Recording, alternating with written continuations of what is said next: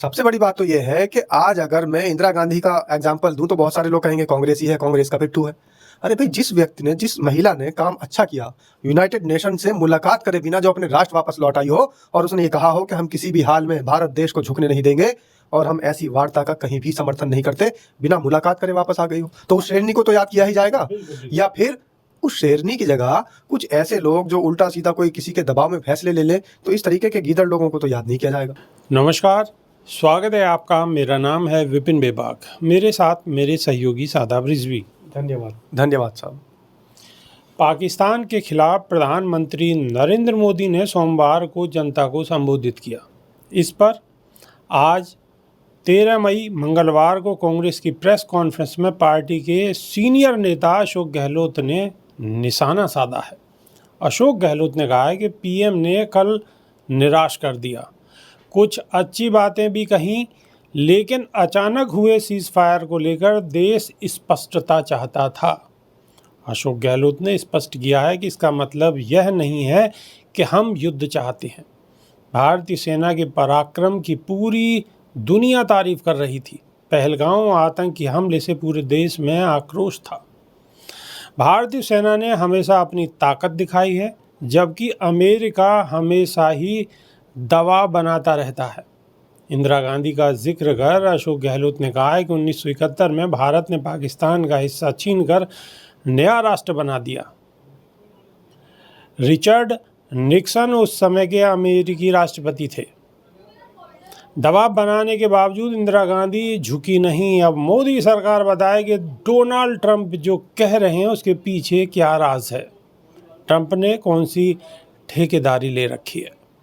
सरकार की चुप्पी ने उनके हौसले बढ़ा रखे हैं। अशोक गहलोत ने कहा है कि डोनाल्ड ट्रंप कश्मीर मुद्दे की समाधान की बात कर रहे हैं, तो भी यह बहुत ख़तरनाक है। ट्रंप ने भारत को पाकिस्तान के बराबर दर्जा दे दिया है। पीएम के संबोधन से ठीक पहले उन्होंने बयान कैसे दिया, इसका जवाब पीएम मोदी ने क्यों नहीं दिया।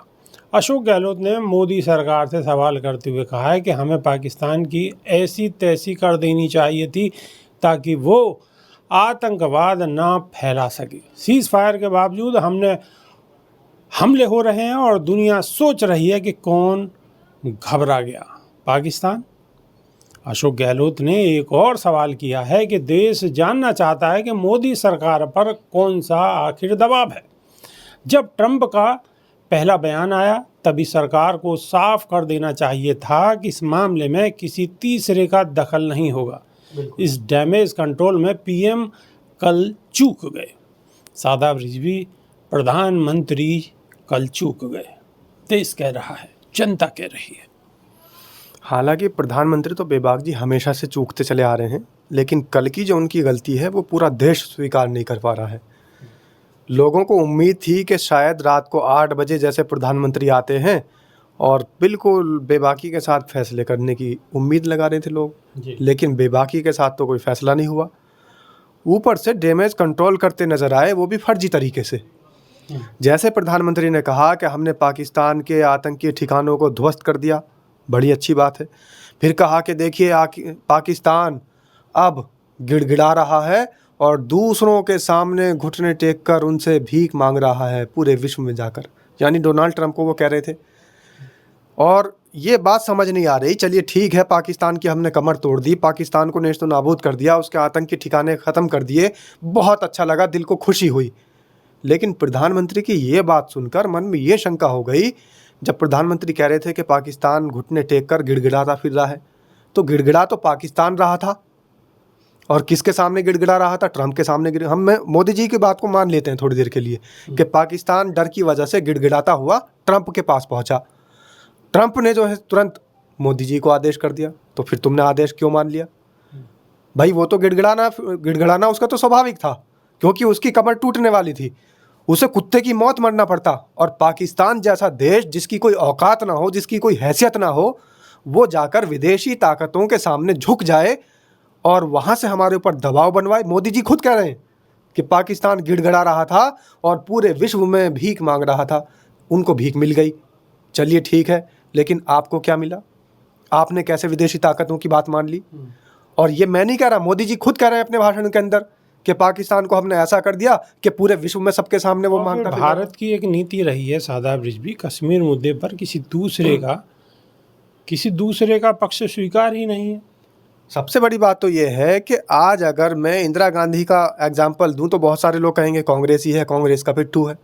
अरे भाई, जिस व्यक्ति ने, जिस महिला ने काम अच्छा किया, यूनाइटेड नेशन से मुलाकात करे बिना जो अपने राष्ट्र वापस लौट आई हो और उसने ये कहा हो कि हम किसी भी हाल में भारत देश को झुकने नहीं देंगे और हम ऐसी वार्ता का कहीं भी समर्थन नहीं करते, बिना मुलाकात करे वापस आ गई हो, तो उस शेरनी को तो याद किया ही जाएगा।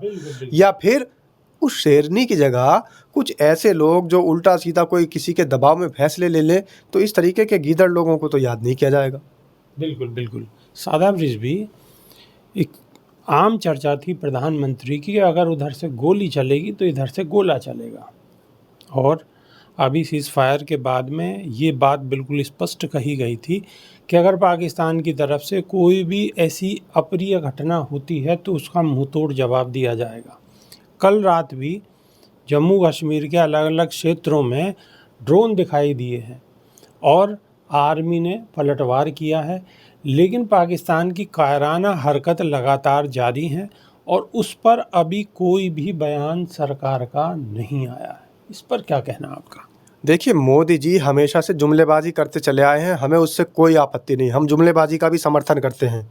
मैं खुद मोदी जी का समर्थन करता रहा हूं, लेकिन इस मौके पर मोदी जी का समर्थन बिल्कुल नहीं हो सकता।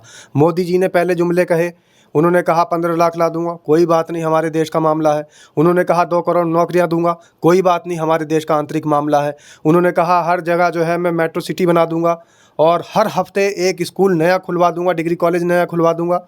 वो हर हफ्ते डिग्री कॉलेज नहीं खुला, स्मार्ट सिटी नहीं बनी, कोई बात नहीं, हमारे देश का आंतरिक मामला है। लेकिन जब विश्व स्तर पर और ऐसे टुच्चे, ऐसे बिना औकात के, ऐसे घटिया और इस तरीके के नापाक इरादे, नापाक मंसूबा रखने वाले, जिनकी कोई औकात नहीं, ऐसा देश अगर हमारी तरफ आंख दिखाए, उसके बाद तुम जुमलेबाजी कहो तो बर्दाश्त नहीं होगी बेबाक जी। तन बदन में हिंदुस्तानी के बच्चे बच्चे के खून में आग लगी पड़ी है मोदी जी का भाषण सुनने के बाद। मोदी जी ने कहा तुम गोली मारोगे पाकिस्तान के लिए तो हम उसका जवाब गोले से देंगे। इतना कहते ही 1 घंटे बाद उधर से गोले बरसने शुरू हो गए। कहाँ है मोदी जी अब? तो ये मोदी जी जुमले देना बंद कर दें, वरना अब देश बिल्कुल बर्दाश्त नहीं करेगा। और कहीं ऐसा ना हो जाए, मोदी जी ने भाषण इसलिए दिया कहीं ऐसा ना हो जाए जैसा बांग्लादेश में हुआ, जैसा नेपाल में हुआ, कहीं जनता आक्रोशित ना हो जाए और इस सरकार का तख्ता पलट ना कर दे। इस वजह, सिर्फ ये वजह थी डैमेज कंट्रोल करने के लिए मोदी जी 8 बजे फिर उतर आए, अवतरित हो गए, जैसे हमेशा से अवतरित होते चले आते हैं।